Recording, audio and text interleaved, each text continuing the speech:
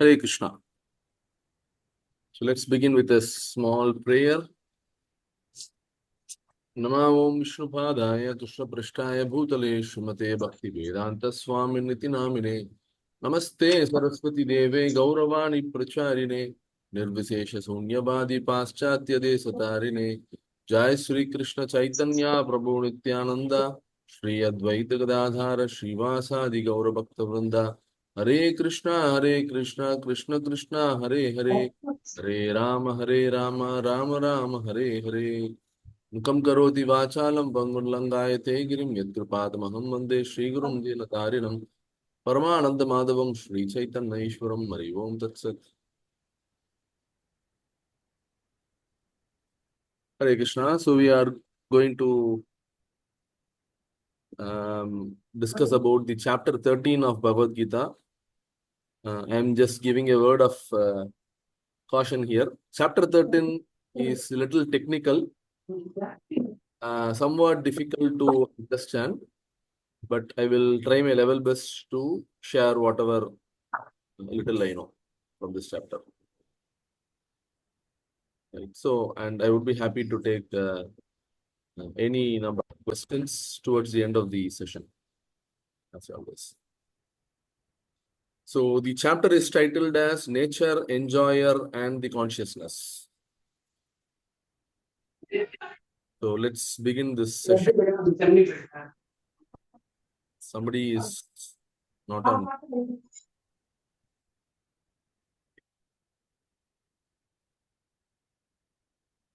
Okay, so chapter 12 overview. Let's begin with that. So, chapter 12 was all about devotional service, nothing else. I mentioned yesterday that the middle 6 chapters, between chapter 7 and 12, Krishna is only speaking about Bhakti Yoga. I also mentioned why Krishna placed Bhakti Yoga, which is supposed to be the conclusion of Bhagavad Gita, in the middle chapters. Usually the authors, they give their conclusion towards the end of the book. But Krishna wantedly placed Bhakti Yoga in the middle section because Bhakti is acting as a support for both karma and jnana. Both karma yoga and jnana yoga definitely requires the support of bhakti. Without Krishna being in the center or object of yoga, neither karma yoga nor jnana yoga would be successful. So that's why, to emphasize that point, Krishna specifically placed the bhakti yoga in between the Bhagavad Gita chapters. And also in the Karma Yoga and Jnana Yoga also we can find various places where Krishna is emphasizing on doing that yoga with bhakti aspect attached to it. Okay. So coming to the 12th chapter, it is specifically talking about bhakti yoga only. Krishna in the first section speaks about the impersonal aspect. How it is very difficult for someone to worship the impersonal feature of the Lord. Krishna very clearly says that such person would be unsuccessful if one has to worship the impersonal aspect, Nirakar aspect of the Lord. And Krishna says how devotees are perfect. And he personally delivers his devotees. So these are the aspects covered in the first section of Bhagavad Gita, chapter 12. In the second section, Krishna speaks about different categories of people. So he actually gives options. To be precise, 4 options. The first option is where somebody is able to completely dedicate his entire life for Krishna consciousness. Always remembering Krishna 24/7, always performing activities only for Lord Krishna's pleasure, no sense gratification at all. So that is a life of a perfected soul, what we call as pure devotee. somebody is not able to perform that, then Krishna says you better perform sadhana bhakti. Sadhana bhakti means follow the rules and regulations of bhakti yoga and mold your life in such a way that you are making Krishna as center of your house. So that is practicing stage. We are all likely to fall in that category. When you start chanting the holy name of Lord, study scriptures, associate with devotees, follow certain rules and regulations like Ekadasi fasting, fasting for Janmashtami, and so on. So all these fall into the category of sadhana bhakti. Krishna says subsequently, if you are not able to do even that, but still you can practice karma yoga, do activities, and offering the result to me. So typically we find many people who are working in private firms or even government firms. So you work for Krishna. So you earn money and give a portion of that money for Krishna conscious purposes. So by doing that, somebody would gradually evolve to the stage 2 and finally to stage 1. Right? And if somebody is not able to do even that, offer results to Krishna because of family situations, people around them not cooperative. In many such cases, in many families, we can find, right? Even amidst the devotees who are here in this call, not sure how many of you are facing oppositions from the family. It's quite possible, right? Especially in Kali Yuga, people don't encourage when somebody practice spirituality. So they want people to be more involved in material prosperity and aspiring for material possessions. So that is the goal of life for people in general. When somebody deviates from that goal, tries to pursue higher spiritual goals, then people, they don't appreciate it. They rather criticize such people. Hey, why are you taking sannyas at this young age? What is the need for chanting Krishna or Rama? So that you are supposed to do only when you are on bed, crossing 70 years, 80 years. Why you are doing at such an early age, right? So we often hear some criticism like that. But the point is, as I was mentioning, Kulasekara, the great saint, Vaishnava saint, he quite nicely says that, oh Krishna, my body is hale and healthy now. Not sure how my state of mind would be when I am about to leave my body. At that point, my Kapha, Pitta and Vada would all be not functioning properly. I may not be able to even utter your name. So better you take my life now than wait for that point of time. So that is the mindset of Kulasekara. So because of family opposition, when somebody is not able to perform bhakti, at least do some welfare activity for others, like giving some annadana to needy people, taking care of old people. So things like that. Many ways by which people do some social activities, right? So that is the least that is expected from someone. Take a note that that is not the best. If situation is favorable, you are able to do bhakti, then one need to advance to level 3 and level 2 in this life. So those are the aspects in the second section of chapter 12. And in the third section, Krishna is talking about the qualities of a devotee, which is basically showcasing how a devotee deals with different set of peoples, how he pursues his own self, how he is not indulging in sense gratification, what he expects from other living entities, and what would be the reaction when things happen to them, and what would be the dealings with the Supreme Lord. So different aspects we saw in the section 3. So short chapter, chapter 12, but filled with bhakti only, nothing else. Right? So we will proceed with the chapter 13 today. I'll move on to the next. Okay. So as always, Arjuna asks a lot of intelligent questions in this chapter. In fact, many questions which we wouldn't have even asked or thought about. And Krishna speaks about how, what is the ultimate knowledge and how one can gain it. So that is the explanation given by Supreme Lord in the second section.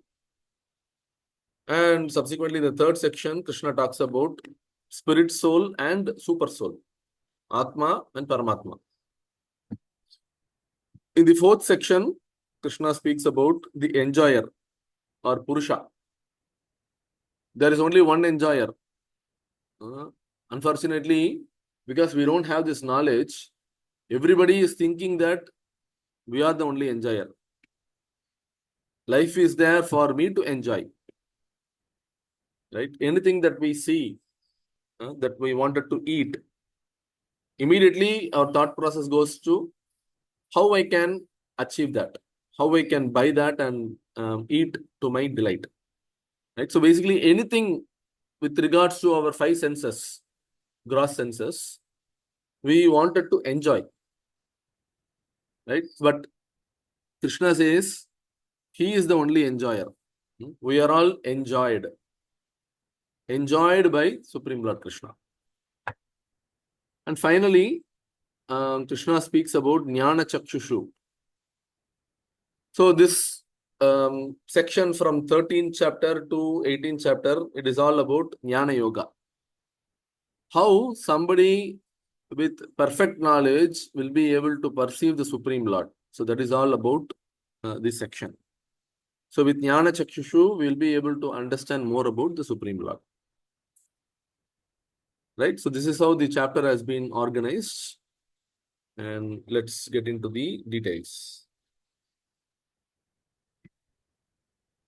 So Arjuna asks questions. He is asking 6 questions to begin with in the chapter. His question is more related to what is the correlation between my material body, spirit soul, and super soul? How are they interlinked? So that is the reason behind this question. Okay, so this is where it starts. Verse number 1. Arjuna Vacha Prakritim Purusham Chaiva Kshetram Kshetragyam Evacha Etad Veditum Ichchami Jnanam Nyeyam Cha Keshava. Somebody can read the translation for me. Hare Krishna Prabhuji. Yes. Arjuna said, my dear Krishna, I wish to know about Prakriti nature, Purusha, the enjoyer, and the field, and the knower of the field, and of the knowledge and the object of knowledge. Thank you, Prabhuji. Hare Krishna. Thank you, Mataji. So 6 things that Arjuna is asking here. Prakritim. Prakriti means material nature. So anything that we find in this world, right? So be it a car, a scooter, a beautiful mountain, monsoon cloud, a vast ocean, huge trees, anything for that matter that we see, which doesn't have life, right? So it is typically called Prakriti or nature. Purusham. So Purusha means enjoyer. As I was mentioning a while back, we all want to enjoy. So we want to enjoy other living entities. We want to enjoy the material nature. But we are supposed to be giving enjoyment to the Supreme Lord, Krishna. The Supreme Lord Krishna is the original enjoyer. Because we have this tendency to enjoy material life, that's why we are put into this material world. Otherwise, we were supposed to be in the spiritual world, happily serving the Supreme Lord. We didn't want to do that. We wanted to satisfy our own senses. So that's why we are all living in this material world. So Purusha are the enjoyer. That is the next question. And Kshetram, Kshetrajna. Kshetram means field. Kshetrajna means knower of the field. So what field is Arjuna talking about here? Not the field that we see everywhere, right? The field where crop grows. No, that is not the field that Arjuna is referring here. Here, Kshetra means the field of activity. The field of activity refers to one's physical body, material body, right? So that is what Kshetra means. Kshetrajna means one who is the knower of that field. Who is the knower of that field? Any guess? Bhagavan. Yes. Bhagavan or super soul is one knower. And there is one more knower also. The spirit soul itself. Spirit soul. Spirit soul, yes. The spirit soul itself is Kshetrajna. Kshetram Kshetrajna evacha etat veditum ichchami. Jnanam and Nyayam. Jnanam means knowledge. So what knowledge is Krishna talking about in this chapter? It's quite vast. In fact, I am going to open out the particular verses from Bhagavad Gita and I am going to discuss in detail. It is that large which Krishna is talking about in this chapter. And finally, Nyayam. Nyayam means the object of knowledge. So what should be the object of my knowledge, which Krishna is referring to here? So that we will discuss in this chapter. So these are the 6 questions which Arjuna poses in the very first verse. So basically 6 things. It's talking about nature and Purusha. Material body or Kshetra and spirit soul or Kshetrajna. And Jnanam or knowledge and Nyayam, object of knowledge. So these are the 6 things that Arjuna is asking. So depicted in this diagram here. We'll begin with the difference between spirit soul and super soul. So we saw in 2nd chapter, if you may recall, about spirit soul, Atma. So what is the nature of Atma? Anybody could recollect? Just 1 or 2 points. Eternal, Eternal, non-destructible. non-destructible, yes. And what about who possesses the spirit soul? Only human beings? All living beings. All living beings, right? And each one of our spirit soul is individual, isn't it? So I am the spirit soul. My soul is individual. Likewise, you are individual souls. A lion is an individual soul. A cat is an individual soul. A fish is an individual soul. So like that, we are all individual spirit souls. And apparently, we all are also possessed by the supreme soul or the super soul called as Paramatma. So in our heart, in each one of our hearts, we have a spirit soul, which is very, very minute. Anybody remembers the dimension of spirit soul? 1 in 10,000 of tip of the hair. 1 by 10,000th part of tip of the hair. Excellent. And the super soul or the Supreme Lord as Paramatma is also sitting in each and every individuals. So that's why we say that we are being always watched by the Supreme Lord who is sitting in our heart. He is watching all our good activities and he is also watching all our bad activities. He will not intervene in our activities. He has given that freedom. But he would be happy if we can turn our face towards Krishna, towards him. Right? So what is the difference? Super soul, he is the knower of all bodies. He knows who I am, what was my past, what is my present, what will be my future. He knows everything about me. and he knows everything about everyone in this call. He is all pervading.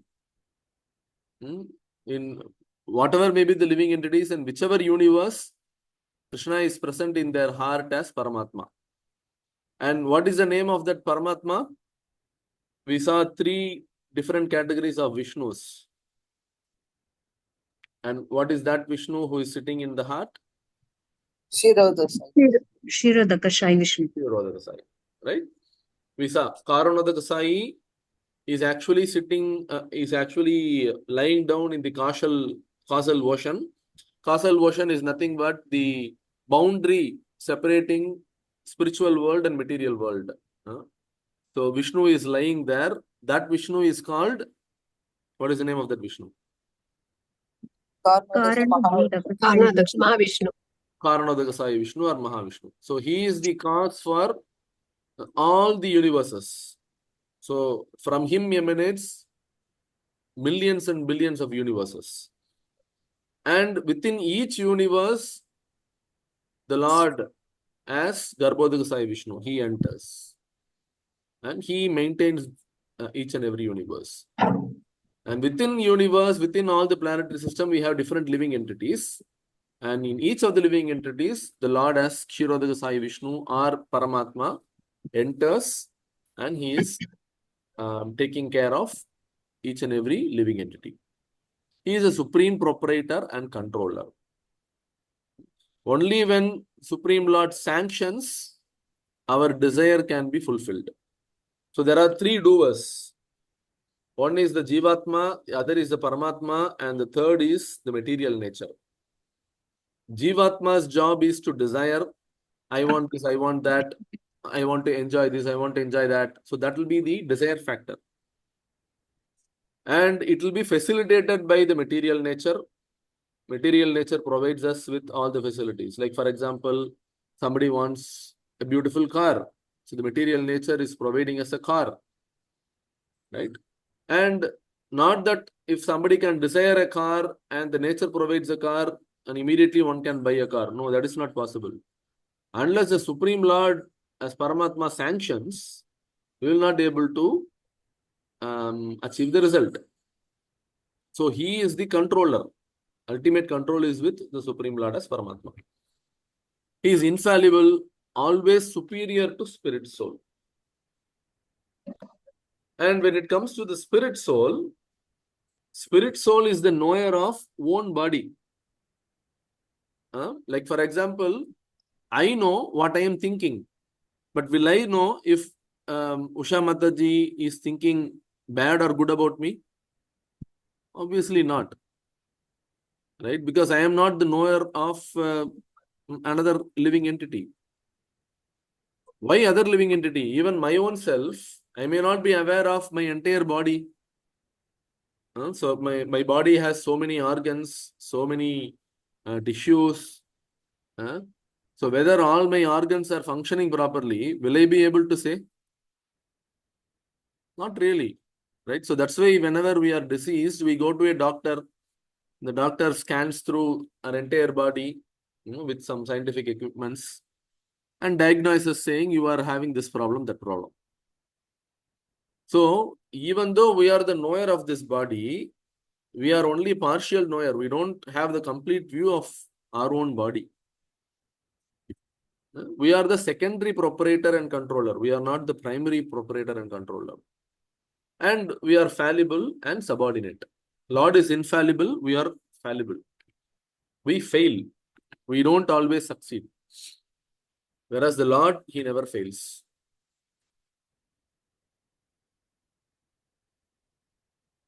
Okay, so basically he is asking about the knowledge on soul, super soul, and body. So these are the questions asked by Arjuna. So life lesson for us is that, so we acquire theoretical knowledge from this chapter, but we need to practically lead a life in accordance to what Krishna wants. We will know as we cover through the entire chapter, what is it that Krishna wants us to do. So basically, he wants us to do devotional service. So that is evidently coming out in this chapter also. Though it is Jnana Yoga section, but Krishna, he is also talking about doing devotional service. So how to acquire knowledge, how to gain that knowledge, he is going to speak about in verses 8 to 12. Just a brief look on what Krishna is saying here. He is talking about different important qualities. Important quality is that one needs to have constant and unalloyed devotion to Krishna.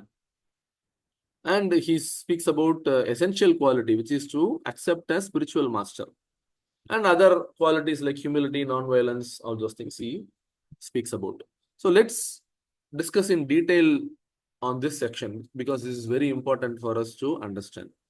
So I'm going to stop this PowerPoint slide for a moment and I'm going to directly open the Bhagavad Gita verse. Okay, so hope you can see my screen. Everybody can see my screen, Yes, Prabhu. right? So it's a beautiful series of verses. Amanitvam madam vitvam ahimsa kshantirajjavam acharyopasanam shaucham stairyam atma vinigraha. So like that, there are a series of 5 verses. Translation is very important. Whenever you get time, you please go through the purport also. But for now, we will discuss from the translation. Can somebody read these translations?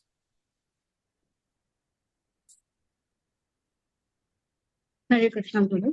Yes. Translation by Srila Prabhupada.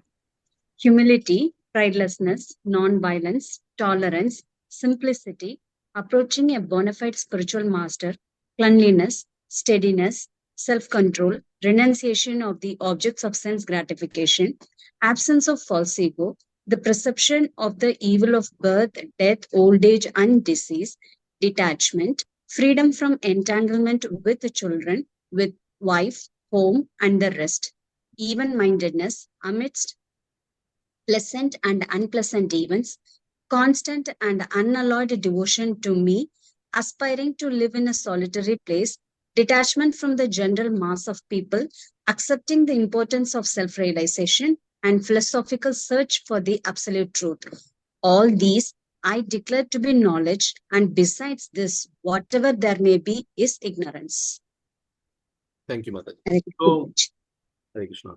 So if you recall, Arjuna is asking 6 questions.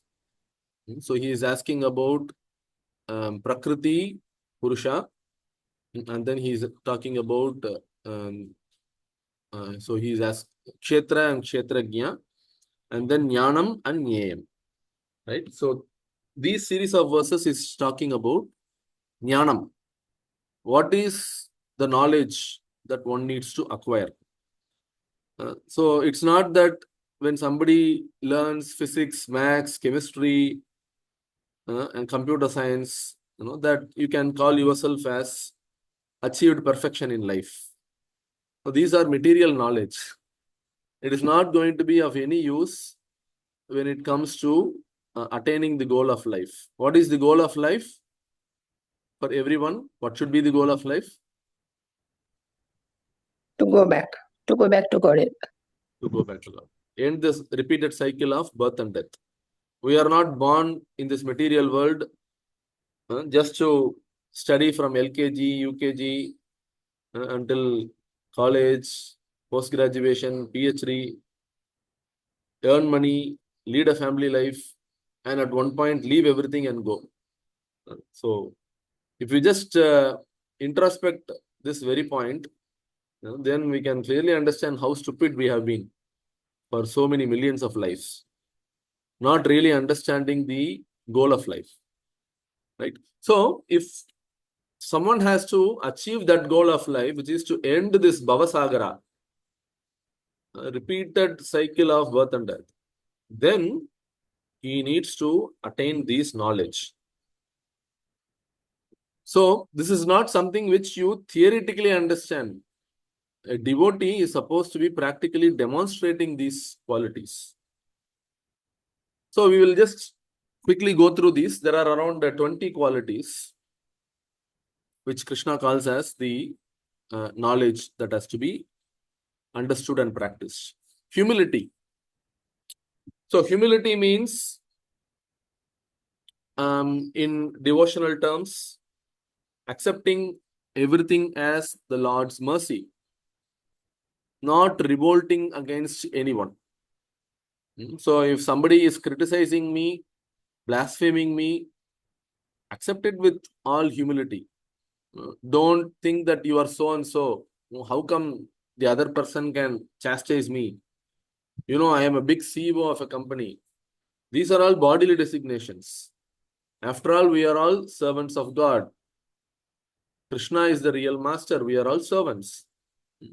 So if you want to become very dear to Krishna, you need to be humble.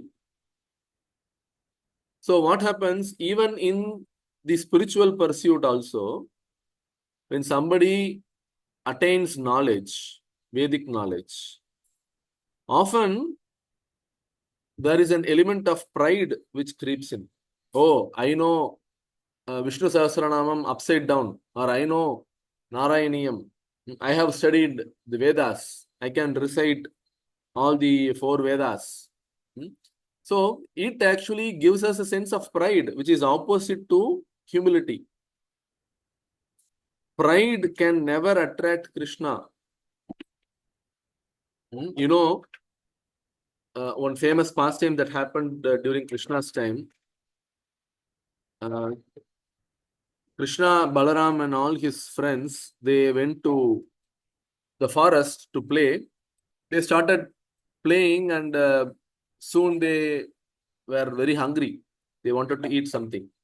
So Krishna says, nearby there is one ashram, you can go, and there are some brahmanas who are performing Vedic sacrifices. So you can go and request them that we have come, Krishna, Balaram have come. So let them give the offerings of the sacrifice. So then one of Krishna's friend, he goes to that hermitage, and there he could see that the brahmanas, they were performing elaborate sacrifices, reciting all Vedic mantras. This boy was a little afraid because he was a cowherd boy, wearing a normal cowherd dress. As soon as he tried to enter that house, the brahmanas were, shouting literally, "Hey, what are you doing here? Don't you see that we are doing a severe performance here, Vedic performance? Why are you entering this arena?" Then that boy was afraid. So with a low voice, he started requesting, "Sir, Krishna, Balaram have come very nearby. Why don't you give some offering to them? They'll be very happy." Then the Brahmana said, "Get lost. We are supposed to give the offering to fire god, Agni Dev. Why are you coming and disturbing us? Come after some time. After the performance is over, I will give prasadam." So what is the understanding here? Krishna is supposed to be Yajna Purusha. He is the Lord of the Yajna.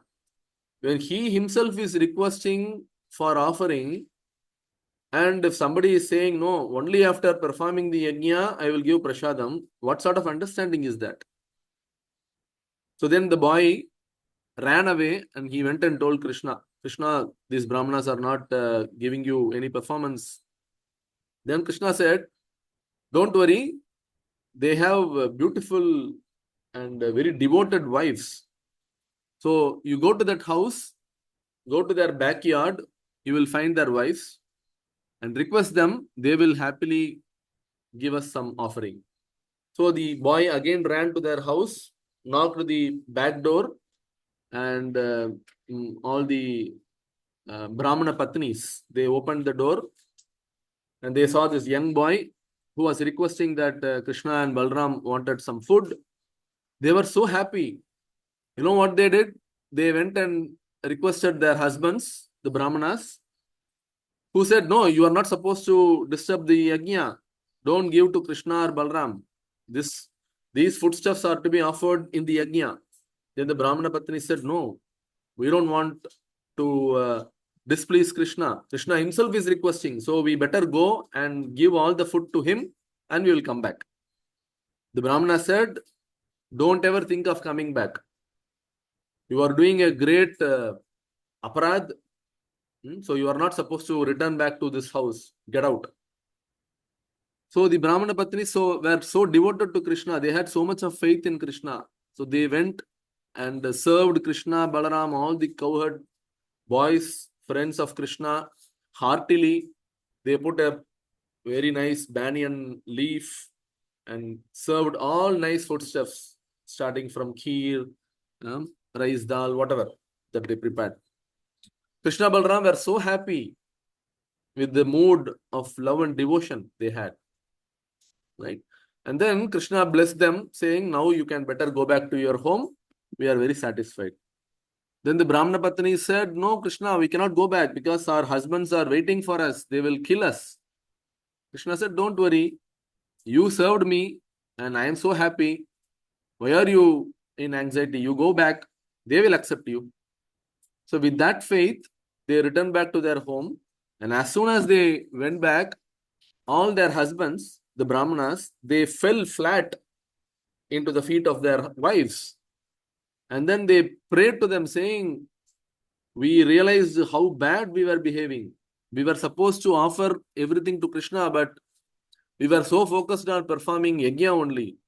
But you understood the philosophy so nicely that you were able to serve the Lord directly. We were at fault. Please forgive us and please get inside. So the Brahmana Patnis were very happy and they went inside the house. And this goes to show how sometimes acquiring so much of Vedic knowledge gives one pride. But only with bhakti can one develop humility. The more you develop in your devotion to Krishna, the more humbler one becomes. And automatically the second aspect of pridelessness is also included. Right? So as you become devotee of the Lord, your pride goes away. You no longer associate yourself with any of your material qualities. You may be a great scholar, you may be a scientist, you may be a doctor. So what? These are all material designations. After all, each one of us are servants of God. That is our original position. Right? And the third aspect is non-violence. A devotee is supposed to be non-violent. Doesn't mean that he does not kill any living entity. That is also the meaning of non-violence. But more importantly, he does not cause anxiety or he does not curse anybody. He does not blame anybody. Right? So that is the deeper meaning of someone being non-violent. He shouldn't cause or hurt someone by words. He should be always gentle, pleasing to all the living entities. And a devotee is supposed to be tolerant. Tolerant means what? The scriptures say that one should be as tolerant as a tree. You can cut the tree, you can break it. Tree will not shout back or tree will not revert. Right? So it will accept it with all tolerance. So similarly, a devotee is supposed to exhibit tolerance. He's supposed to be simple, not diplomatic. Often in the material world, we find people act with diplomacy. Say something, but act something else. And you speak something, but in your mind, you are thinking about something else. Right? When people come to your house, with open heart and all smile, you welcome them.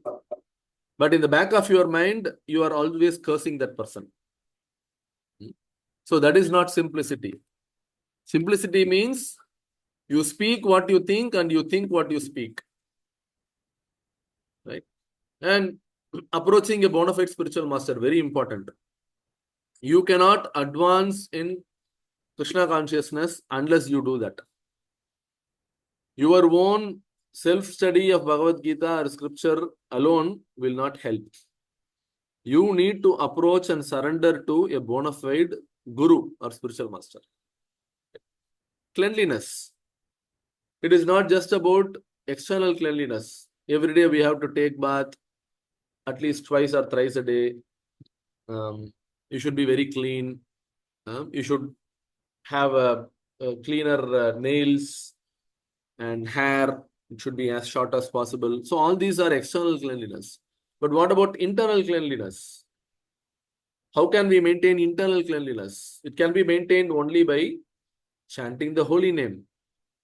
By chanting of Hare Krishna, Krishna Krishna, Hare Hare, Hare Ram, Ram Ram, Hare Hare. You can able to clean yourself. Right? And steadiness. Steadiness means that steady in bhakti. Right? Come what may, whatever may be the situation, I would like to be steady in bhakti. Whether I have happiness or distress, I'm not worried. I will continue to serve the Supreme Lord. So that is steadiness. Self-control, which means I have control over my senses. My senses meaning my mouth, my ears, my eyes, my nose, and my genitals. So when somebody has good control over all his senses, then he is self-controlled. Renunciation of objects of sense gratification. So which means when a nice sense object, like for example, I go on the road, I find a beautiful poster of my favorite actor whose movie is going to be released. So immediately I get attracted. Okay, when can I book tickets for that movie? But with Bhagavad Gita knowledge, we understand that these are all sense gratification. Why I need to indulge my senses in sense gratification? Instead, I should be hankering to take darshan of the Lord. Instead of wasting money on unwanted movies, why can't I spend money and go to a temple and take darshan of the Lord? Right? So that is renunciation of objects of sense gratification. Even though the sense object may be in front of me, but still I am not getting attracted to it. Absence of false ego. Most of the time, we act on false ego. Whenever somebody calls you a fool, hey, you don't know even the ABC of spirituality, immediately we get offended. Hey, how come you say that? I know Krishna.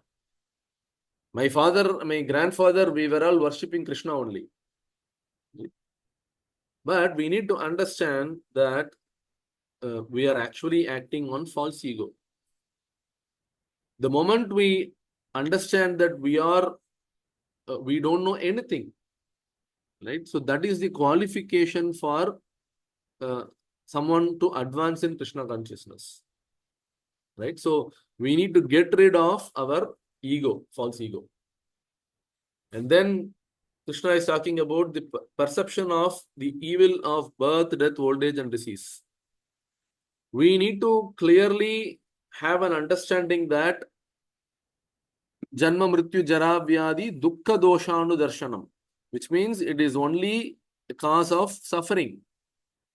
I don't want to again take birth in this material world. So many of the people whom I have interacted, before they understand Bhagavad Gita, they have a perception. When I ask them, what do you want to be born as a next life? Then oftentimes people give different answers. Someone may say, I want to be born as a dog. Others may say, I want to be born as a tiger because I can go and attack, all my prey. Somebody else may say, I want to be born as what I am. And someone else may say, I want to be born as Bill Gates. Right? So different answers that people give. But with Bhagavad Gita knowledge, we need to understand that rebirth is a horrible thing. Why we need to again suffer with birth, death, old age, and disease? Right? So that knowledge is what Krishna is speaking about here. Detachment. Detachment means detachment from matter but it also means attachment to Krishna. So our senses cannot be detached from sense objects. You cannot ask your senses to keep quiet. It will not keep quiet. So you have to give your senses a higher enjoyment, a higher engagement. So unless our senses are attached to Krishna or Krishna's services, you cannot completely detach your senses. So real detachment means getting attached to Krishna consciousness. Freedom from entanglement with children, wife, home, and the rest. So this may sound a little scary. Oh, Prabhu, you are talking about Bhagavad Gita and you want us to relinquish our family. No, that is not the intention. So what Krishna is asking us to do is, we need to get unentangled from children, family, wife, and home. Which means we should not have material relationship alone with our family members. Oh, he is my blood relative. He is my own son. What is that to speak about own son? We are not this body. What about someone who is born from us? Right? So we are all spirit soul. So, and the real understanding of a family life is that together, along with husband, wife, and children, we need to advance in Krishna consciousness. We need to follow Bhagavad Gita. So that is real family relationship.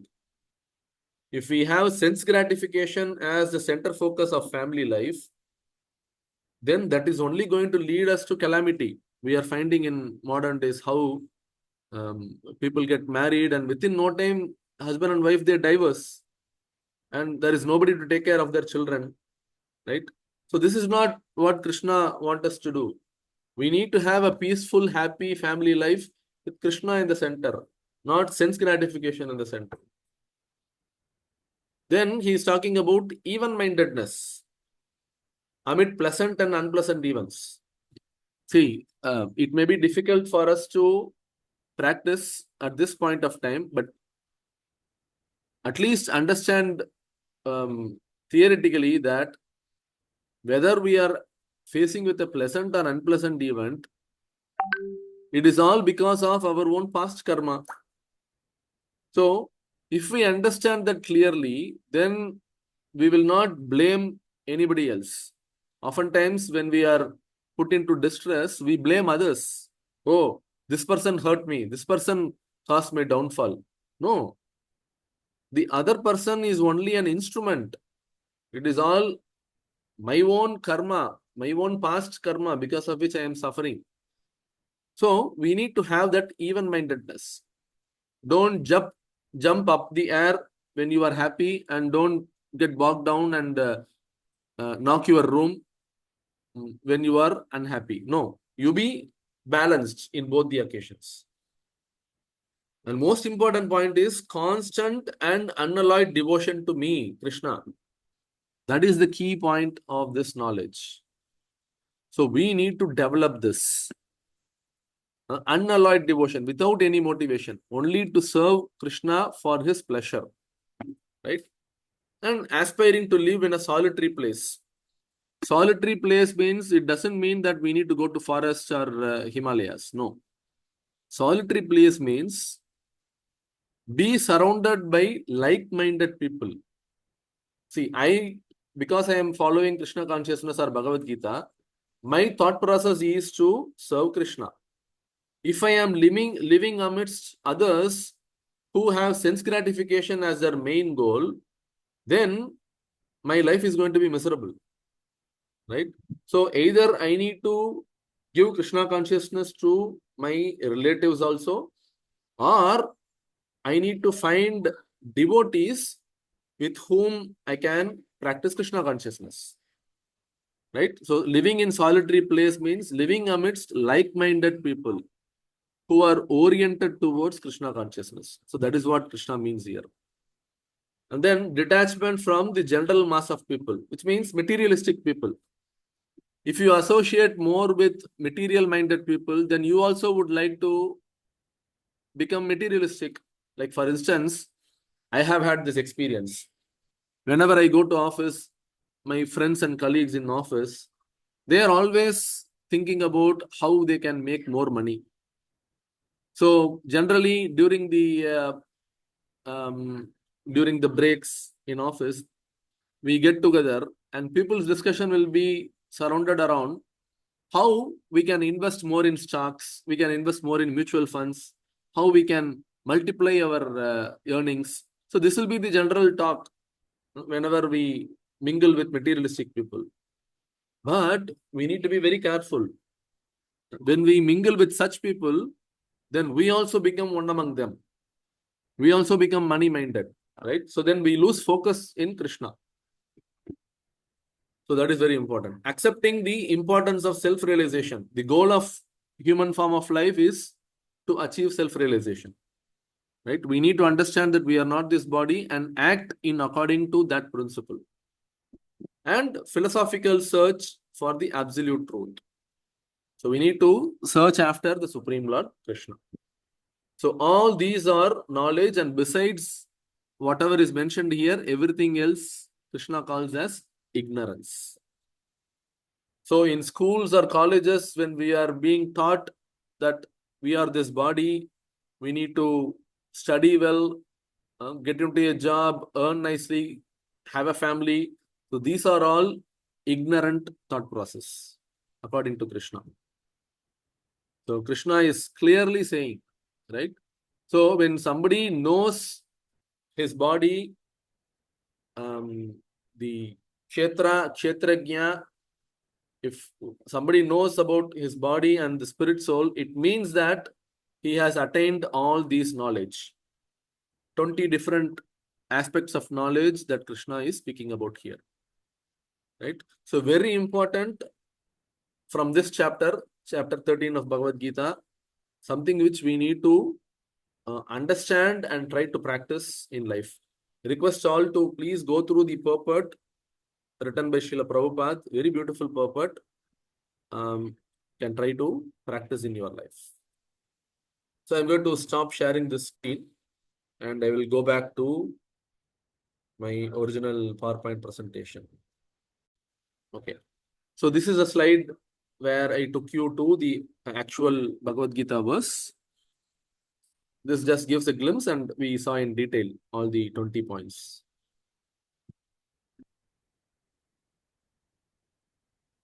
So many things that we can understand. Non-violence is not limited to only killing others. It also means to not put others in distress. We should not cause distress to others. Right? So that is the inner meaning of being non-violent. So simple formula for self-control. Self-control was one aspect which Krishna speaks about. Reject anything which is stopping us from spiritual advancement. If something is going to take us away from Krishna, try to avoid that. So that is real self-control.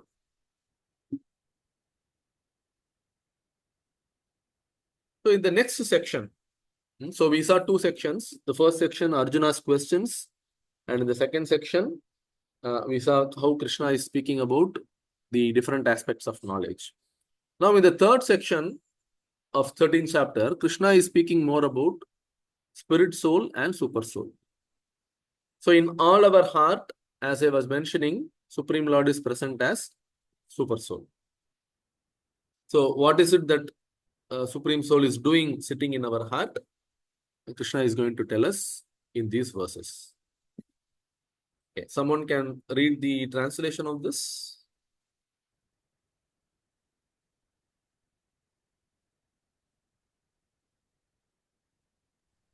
Shall I read, Prabhu? Yes. I shall now explain the knowable knowing which you will taste the eternal, Brahman, the spirit, beginningless and subordinate to me, lies beyond the cause and effect of this material world. Yeah. So Krishna is now going to speak about that thing, knowing which you will taste the eternal. So Krishna is going to speak about Nyayam. which is what? Object of knowledge. Right? So, in the last section, Krishna covered about the knowledge aspect, which is jnanam. Now, in this verse and going forward, Krishna is going to speak about the object of knowledge. So, what is the object of knowledge? Nothing but the spirit soul. And what are the activities of the spirit soul? So, that is the object of knowledge. So, if we have acquired the knowledge given by Krishna in the previous verses, it means that we need to act according to that knowledge. Now, who should act according to that knowledge? We, the spirit soul. Right? So, the object of knowledge is the spirit soul. If it is going to serve the Supreme Lord, always remain in Krishna consciousness. So, that is the complete understanding of Nyayam aspect of Arjuna's question. Right? So, the attributes of the spirit soul. It is eternal, we all know. Most importantly, it is a subordinate to Krishna. It is never independent. It is always dependent on Krishna. And the spirit soul is beyond the cause and effect of this material world. So in this material world, you perform some action and then you get a result. So spirit soul is beyond all that. Spirit soul is supposed to be only serving the Supreme Lord. But because we are materially contaminated in false ego, we wanted to enjoy ourselves. So that is the reason for getting into bondage in this material world. So spirit soul per se is beyond this material world. So the lesson for us is that don't waste time in adjusting the furnitures of guest house. We are all put in this temporary body. It is like a rental house. So in rental house, we generally don't invest on the furnitures because this is not our permanent house. Our eternal home is Goloka Vrindavan, Vaikunta. So what we need to do, instead of adjusting our lifestyle in this present house, we need to prepare ourselves to reach our permanent house. We need to start the return journey. So that is the goal of our life. So in the next verse, text 16, interesting thing that Krishna is speaking about. Somebody can read the translation for this.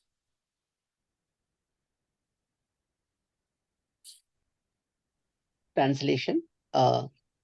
Prabhuji, the supreme truth exists outside and inside of all living beings, the moving and the non-moving. Because he is subtle, he is behind the power of the material senses to see or to know. Although far, far away, he is also near to all. So this is the quality of a super soul. Super soul is also Kshetrajna. He is the knower of all the living entities. He is both inside as well as outside of all the living entities.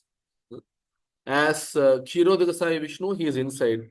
As a Supreme Lord Krishna, he is outside. Krishna is always there in his abode, Goloka Vrindavana. The moving and the non-moving. He is there in the living beings, moving and the non-moving. He is pervading everywhere.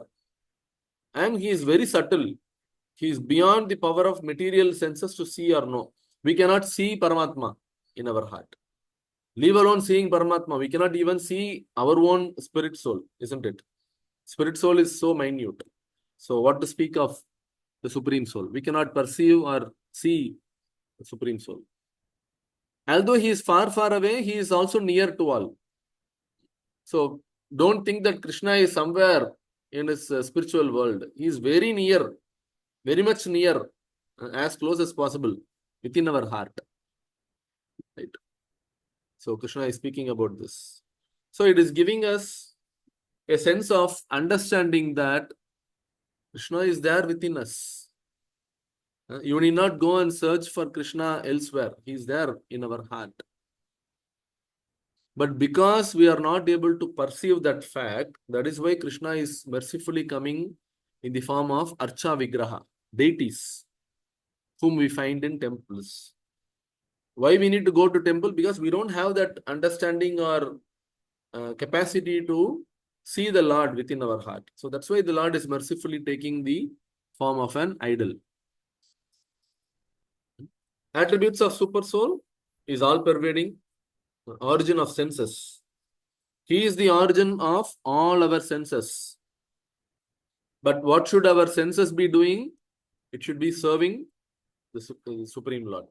Rishikena Rishikesham Sevanam Bhakti Ruchyate. Bhakti means what? Our senses should be engaged in serving Rishikesha. Rishikesha is the master of senses. Right? And Supreme Soul is undivided. He resides in heart of all the living entities. So rather than trying to be controllers, let us give our control to Krishna. That will give us real happiness. So we often tend to think that we are controlling our family members, we are controlling our own children. Leave that controlling mentality. Nobody can control anyone, actually. It is the Lord, according to whose will everything is functioning. Because He is sitting in the heart of all the living entities and He is guiding each one of us. So that is about Atma and Paramatma. And in the next section, Krishna is speaking about Purusha. Who is the real enjoyer? Often we think that as individuals, we need to have enjoyment in life. So that's why we have a circle of friends, colleagues, family. We go together to party. So we think that life is to enjoy. We are forgetting the fact that all this enjoyment that we are talking about, it is temporary. It will finish when our life gets finished. But our real happiness, eternal happiness, is there with Krishna. When we can join Krishna and his Vrajavasis, the cowherd men, boys and girls, so that is where our real happiness is going to be awaiting. But unfortunately, we don't have that knowledge because nobody has read Bhagavad Gita. So we have a certain perception of life that our enjoyment can only be achieved in sense objects. But we fail to understand that when we serve Krishna, we get much more happiness. So in this section, Krishna is speaking about the qualities of Jiva, qualities of material nature, super soul, and how to reach perfection. Jiva is beginningless. So when did we come into existence? Prabhu, you were saying that we are all spirit soul. We were born. We were traversing through millions of lifetimes. So when did I actually get my birth? Initial birth. That nobody can say. Because Jivatma is beginningless. Eternally we have been traversing through different forms of life. Hard struggle for existence. Since we want to enjoy through material nature. We are thinking that the material nature that we are seeing day in and day out, they are there for our own enjoyment. But unfortunately, who is the real enjoyer? Krishna is the real enjoyer. But we fail to understand that fact. And when we try to enjoy the material nature, we ultimately lead only to frustration. Like a typical example that we can say is that we want a better life. So we all go to the Western countries, US, Europe, Canada, so many places. We think that we can have better material enjoyment. But what is happening there?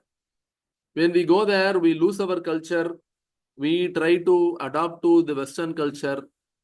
Western culture is having no level of civilization at all.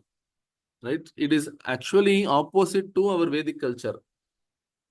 So when we try to imitate the Western culture, thinking that only money will lead to happiness, then it is ultimately leading to frustration only. There is no family life in Western world. People live together, and when they are not getting happiness from your partner, then you dump your life partner and go and live with some other woman. And all the more these days, you find that it is not that only man and woman have relationship. Man and man are having relationship, and women are having relationship. So it's all topsy-turvy, as Prabhupada often calls. This is not real material advancement. Real material advancement is there in our Vedic culture. Don't go after material enjoyment. That is not going to give you happiness. So if material enjoyment is going to give you happiness, then why is it that all the millionaires and billionaires, they are also having to put forth with a lot of problems? They are also not happy. They are always in anxiety. Why is that the case? Clearly shows that it only leads to frustration. If you don't have Krishna in your life will be full of unhappiness. And the living Jivatma, it traverses through 8.4 million species based on the action and reaction. In this life, if we act like an animal, behave like an animal, in the next birth, we are given a birth of an animal body. Right? And the qualities of material nature, it is also beginningless, temporary, and it keeps transforming. Material nature is nothing but the material world and the objects in the material world that we are seeing. Provides the residential quarters to the jiva. So basically, giving a place for jiva to live in. And controls the jiva through 3 modes. What are those 3 modes? We will have a look in the next chapter of Bhagavad Gita, 14th chapter. Qualities of super soul. He is the real enjoyer. He is the proprietor. He is the witness. He is sitting in all our heart, witnessing all our activities. It is mentioned in the scriptures that the Jivatma and Paramatma are like 2 birds sitting in a tree. One bird is enjoying the fruit of the tree. The other bird is watching. When will that bird turn towards me and give that fruit to me? So nothing but Jivatma and Paramatma. Jivatma is enjoying the fruit of material world, and Paramatma is sitting in the same tree, watching when at all will that Jivatma turn towards me. Right? So he is the witness to all our activities. He is the permitter. He is the sanctioner. So life lesson, whenever you do any activity, have this in your mind that Krishna is watching. It is like your place is filled with CCTV. How would you feel? Somebody is watching you all the time, 24/7. It is like that. So Krishna is always watching all our activities.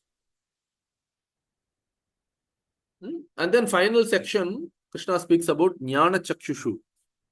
O chief of the Bharatas, know that whatever you see in existence, both the moving and the non-moving, is only a combination of the field of activities and the knower of the field. So which means whatever we see in the material world, it is nothing but the combination of the body and the spirit soul.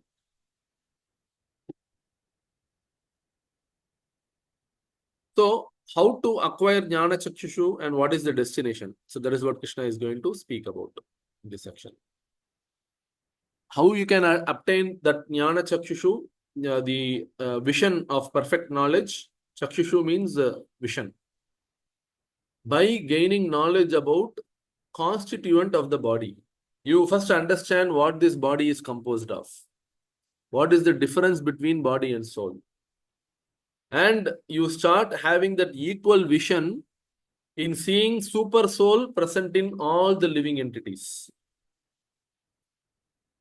And finally have control over mind and senses. So equal vision is something which we can gain by understanding that in all the living entities' heart, Krishna is sitting as Paramatma. If we are misbehaving or mistreating other living entities, then Krishna will not be happy. When Krishna is sitting in others' heart, it means that all the living entities have brother-sister relationship.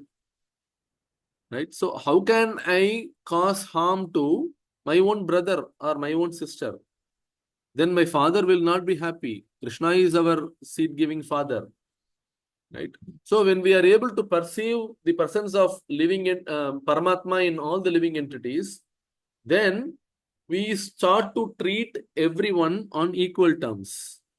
We don't differentiate between my own relative and my enemy. So we don't discriminate at all. We understand that every one of us are part and parcel of the Supreme Lord Krishna. I don't consider myself as Indian. I don't discriminate others because he is a Chinese or he is a Pakistani. He is my enemy. No. A devotee will not have such a vision. He will always have equivision because he sees Paramatma in all the living entities' heart. Not just the heart of a Hindu, even in the hearts of a Muslim or a Christian or Jew. Right? So he doesn't discriminate at all.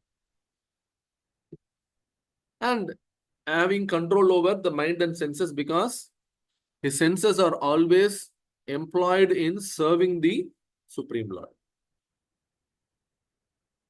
So it is very easy to engage in the service of the Lord. So that's how we can engage our senses. Yesterday I was sharing about this pastime of Ramanujacharya, where this person, he was attracted to the beautiful eyes of the woman. But when he saw the eyes of the Supreme Lord, immediately he gave up that woman and started becoming a devotee of, a disciple of Ramanujacharya. Right?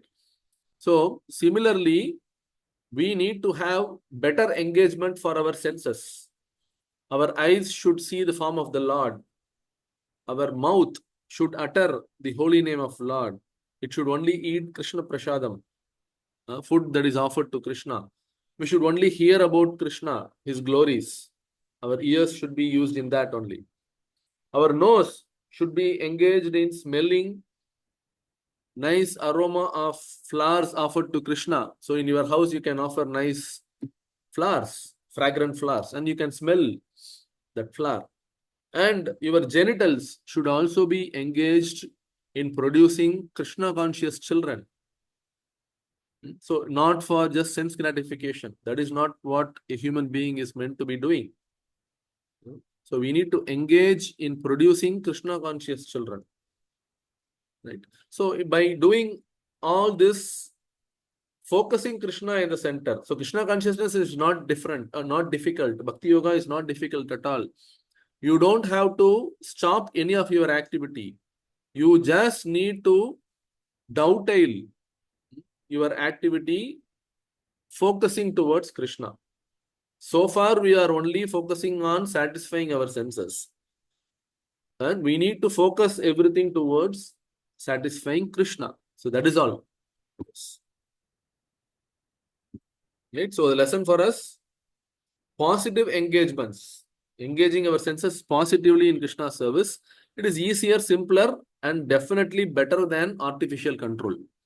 In other yoga systems, the yogis try to artificially control their senses. It is very, very difficult.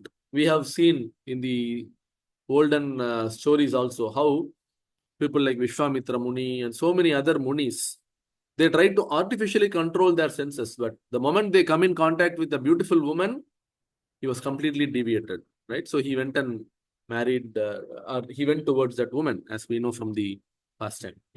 So, Maneka. yeah, Menaka. So rather, we need to engage our senses positively in the Lord's service.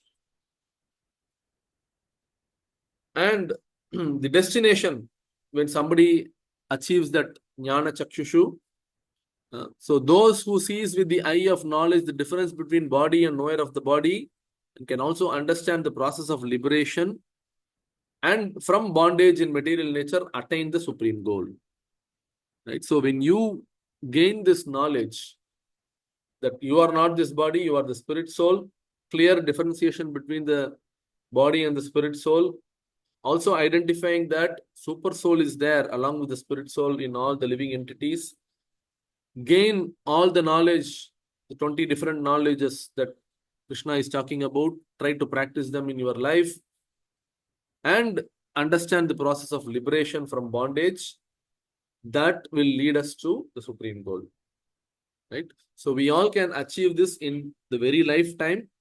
We need not take birth again, once more, and again study Bhagavad Gita.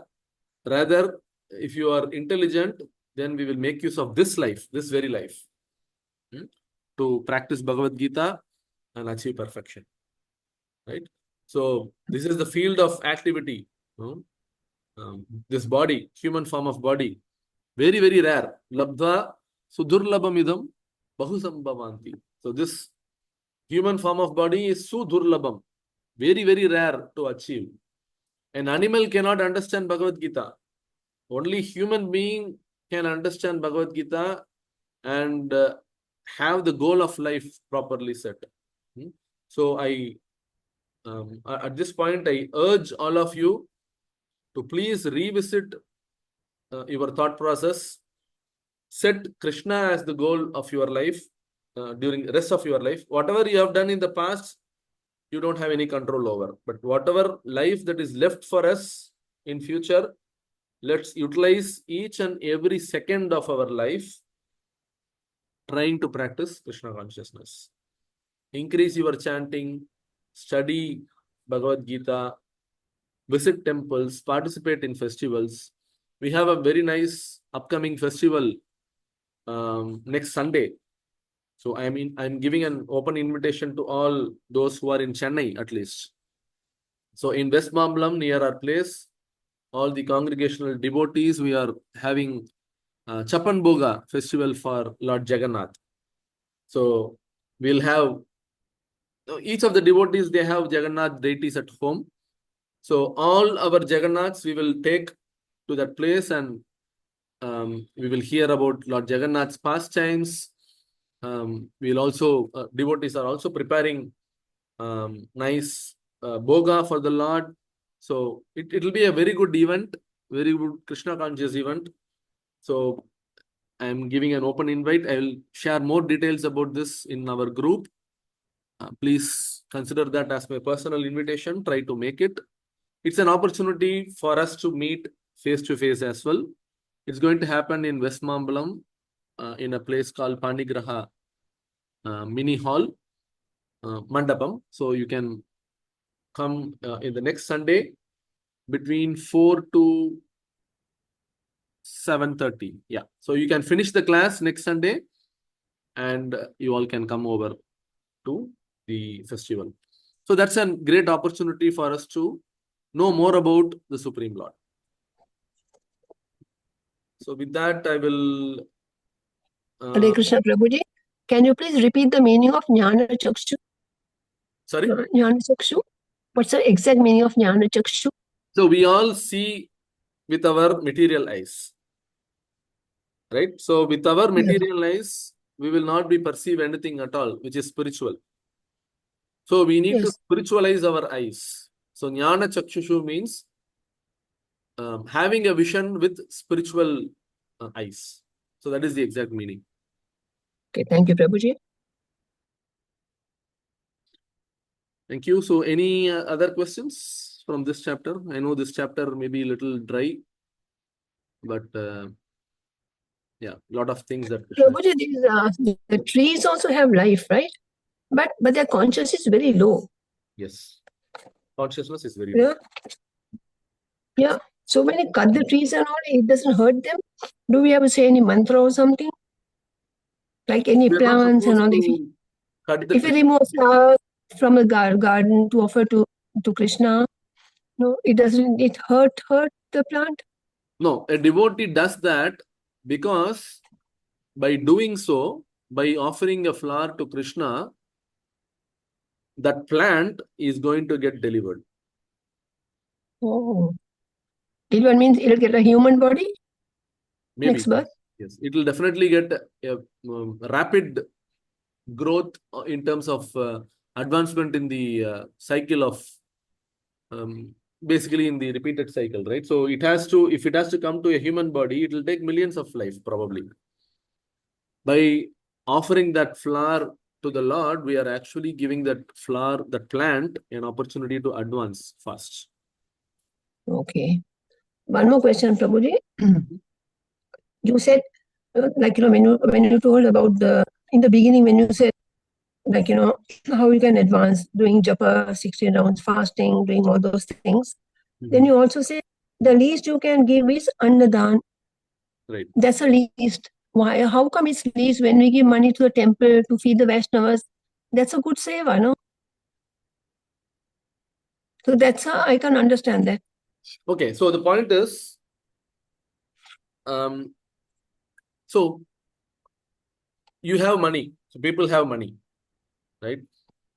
So with money, you can do either bad activities or good activities.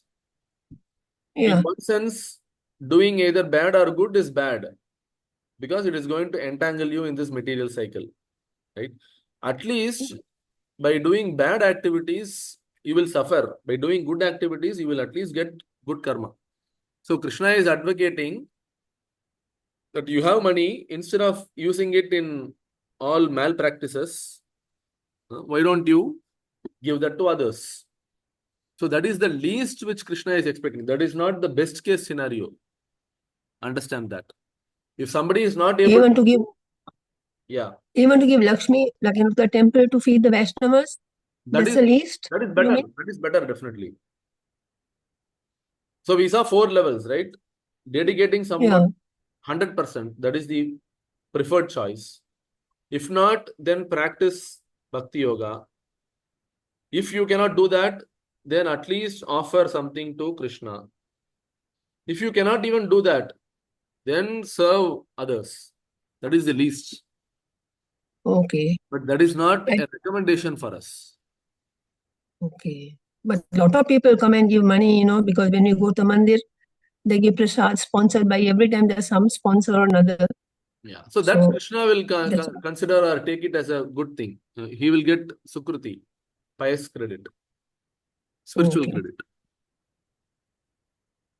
So that credit will not take you to the higher planet, that is to the Divya Loka.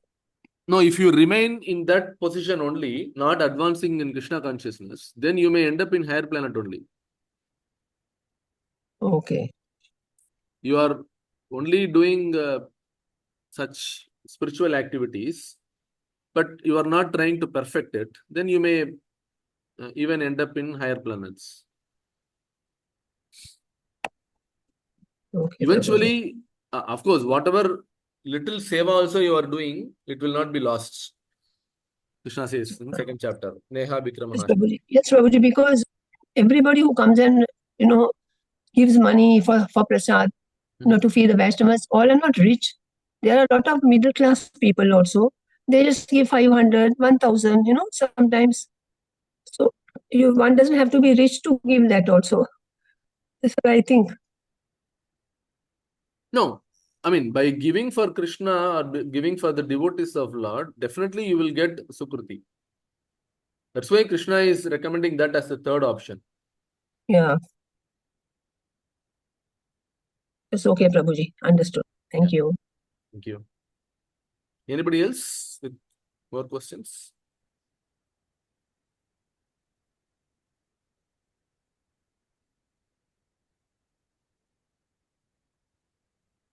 Then what about Prabhuji? Mm-hmm. What about when we give, for Gaura Purnima, that is for Janmashtami, when we give Lakshmi to the temple, is it also the same thing? Yeah, third category. Yes. Okay, that was same thing. Okay. You are not able to dedicate your life for Krishna, at least give money. So that is good. No, but actually, suppose we are doing Bhakti Yoga, right? We are chanting, we are doing all these things, whatever is there, fasting on all this, Ekadasi, deity worship, we are doing Abhishek. With all that, if you are giving Lakshmi, then that is in the second category, sadhana bhakti. Okay. Yeah. Then which is the Hare best then? Krishna Prabhu, thank you. That is also in sadhana. Then beyond that, Sorry? you see, then that comes in the second category. Yes. Then what's the first category? If you can tell me in just one First sentence. category is pure devotion. Somebody who is completely dedicated to Krishna's service. Okay, okay. 24%. Okay, Prabhuji, understood. Thank you. Yes, Kamala Mataji, you had a question? Or? No, Prabhu, I just said, Hare Krishna, thank you. It was a wonderful class. So very nice how one should transcend about normalcy. That's the thing that you were trying to tell us. You have to be focused on Krishna. Exactly. So how well one can advance. So it's a very nice class. Thank you so much, Prabhu. Thank you so much. Thank you, Mataji. I'm just repeating whatever Prabhupada is saying. So I am just a postman trying to present it in modern technology with PowerPoint slides. But the knowledge is all. Prabhuji, But every you make time it we very hear Bhagavad simple. Gita, every time we Sir, hear Bhagavad Gita. Okay, Mata, you go ahead. I'll ask later. You yeah. ask. Prabhu, your slides and the way you present it, you make it so simple, but it's a lofty message. But you make it so simple for us to understand. It's really, really very nice. Thank you so much, Prabhu. Yeah. Thank you, really. Happy for that, and also happy to take any improvement feedback as well. So in case if there are any, I would be happy to take that as well. Yes, Padma Mataji? Yes, Prabhuji. Every time we hear, the more we hear Bhagavad Gita, we have a different understanding. More and more understanding. Yeah. How much ever we hear, Yeah. It's very strange. It is actually a ocean. Bhagavad Gita or the scriptural knowledge is like a ocean. Even Prabhupada, he himself studies his own Bhagavad Gita. When asked by his disciple, he said, every time I read these verses of Bhagavad Gita, I get new realizations. Yes, that's true. So if Prabhupada can have new realization each time, then what about who are we? Yes, who are we then? Yeah. So we are all just beginners. Yeah. True. Thank you, Prabhuji. Yeah. Thank you. Thank you all. Hare Krishna, thank you, Prabhuji. Hare Krishna, thank you. Hare Krishna, Prabhuji. Hare Krishna. Srila Prabhupada ki jai, Srimad Bhagavad Gita Jai. ki jai. Thank you so much. Meet you all next Saturday. Hare Krishna. Hare Krishna. Thank you. Hare Krishna. Hare Krishna. Thank you. Hare Krishna.